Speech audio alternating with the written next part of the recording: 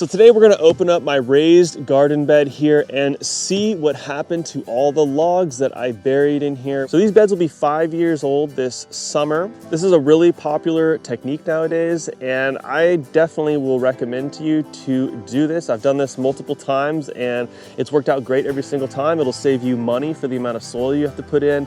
It'll feed your soil slowly and microbes over time as the wood breaks down. And I ran an experiment here to really see the difference between pressure treated and non-treated wood. So that's the other part of this experiment. The top pieces here are not treated. The bottom pieces that are touching soil here are treated.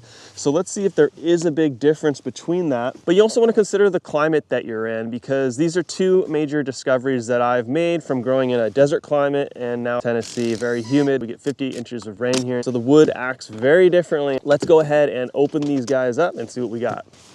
So now it's pretty cool. It's like we got a giant soil block above ground. Seeing this is really cool because you can kind of see just like an understanding of the soil that you usually don't get to see.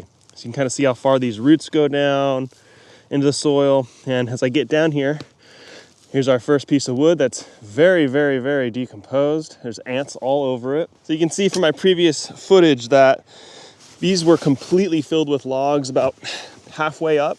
Now, as we get in here, I mean, this stuff is very broken up. I have to get close to the bottom to really find something. All right, here's our biggest log. Okay, so I wouldn't recommend putting anything in your bed bigger than that. And I mean, wow, look at that. You know, I'm barely pushing, and look at how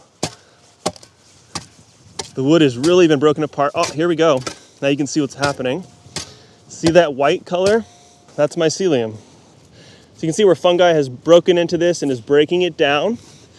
And this is one of the major reasons we wanted to do this, was to get more fungal growth in our beds. And putting that high carbon, this wood, is going to encourage that. So how cool is that? So we're making all these fungal relationships in our garden by doing this. The side that was touching the ground, the bottom, I mean, it's even more disintegrated. So, you know, in another 5 years, I think there still would probably be a little bit of wood material, probably, you know, more some of this chunkier stuff, little small stuff like this. So ideally, guys, the logs I think you should be putting in there are, you know, somewhere around this diameter. No more than maybe 8-inch diameter is what you'd want to do. But if you want to go bigger, I mean, you can do it. Just understand that something like this is a 10-year plus thing. And this is in Tennessee, where it's extremely humid, 50 inches of rain a year. If you're in San Diego or Arizona or some desert climate in the world and you're trying to do this technique, keep in mind that it's going to take a lot longer for this wood to break down. You know, in San Diego, maybe it would take 20 years underneath the soil for this to completely disappear. If I would have just done a bunch of little sticks and, you know, skinny things that are 1 to 2 inches in caliber, I bet it's all disintegrated in 5 years. So lots of people have these metal raised beds, right? And they're just like a zinc coated aluminum or a zinc coated steel, some type of galvanized metal, right? So it's interesting to see mine after about 5 years, how much they've disintegrated on some of them. Some of them have got quite rusted, and the bottom is starting to flake apart. But, you know, I bet these can go up to 10 years and still hold the soil within. And I'm guessing that this gauge metal is a little bit thinner than what you buy on those raised beds.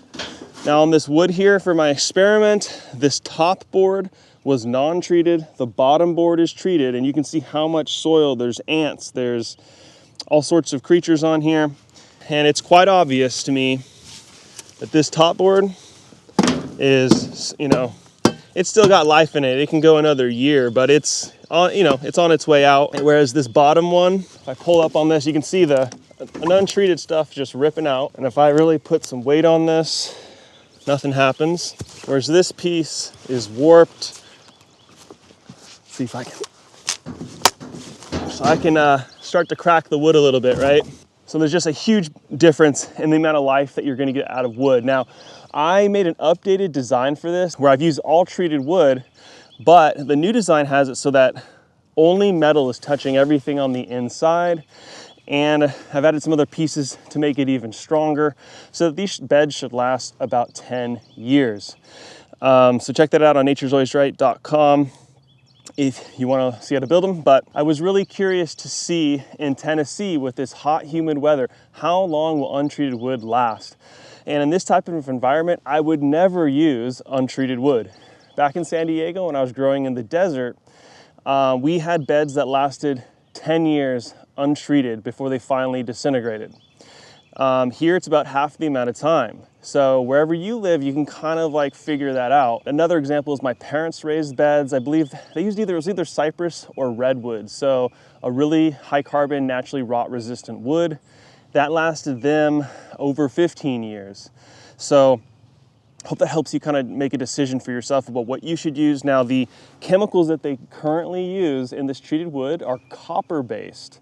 So it's essentially safe, and the creosote, arsenic, all that's done away with. That is not used anymore. Railroad ties are probably the only piece of wood left where you're gonna find chemicals in wood like that, from my understanding. The treated wood from any big box store is gonna be that copper-based fungicide, essentially. And that is what is infiltrating my non-treated woods. I'm seeing fungal growth in it, and that's what's really helping to break it apart, and then the ants get in there to get stuff that they want, termites. So choosing a bed that is all metal or all stone, or minimal amounts of wood, or just treated wood on the very bottom. These are all different options that you could take. To see if this technique actually works long term, let's pull apart another bed and check right in the middle, where the biggest logs are buried, the moisture level's the highest, and what we find might reveal a massive warning for anybody growing root crops or doing hugelkultur in a desert climate. Another quite large log here that I put in, but that's breaking down really nicely. What else? Some smaller stuff.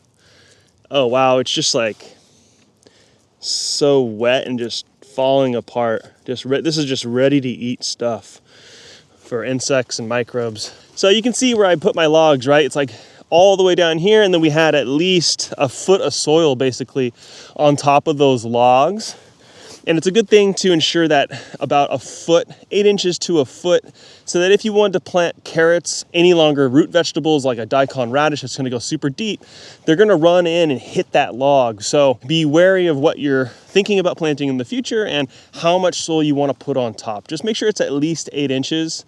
And then every year you're gonna add in more compost on top as the soil goes down over time. And then this is just always so cool. It's so neat to see, you know, it's rare where we get to see plants on top and then see their roots infiltrating down and just see how far it really goes. You know, it's going all the way down to the bottom here. You know, these roots are even getting access to this wood and this moisture in here. And this is another pretty cool benefit of hugelkultur, is that it is storing a lot of water down in these logs. So for a desert climate, if you're able to store a lot of water in there, maybe irrigation water is cheap and you can keep it moist down there, it's pretty cool. Your plants have access to a lot of water. But if it's expensive, and the hugelkultur does not make sense in desert climates for the most part, in my opinion, because the way the hugelkultur works is a constant water, so that these logs are breaking down and that there is water for the roots to get access to. There's water so that the microbes and the fungi can break it down. If you don't have constant water, then it's just not going to work as designed. So I love to give you guys context, right? So that you can think about your own situation and then make the decision for yourself and become a more confident grower. Go check out naturesalwaysright.com if you want to learn more about farming and get these raised bed plans, and I'll see you guys in the next episode.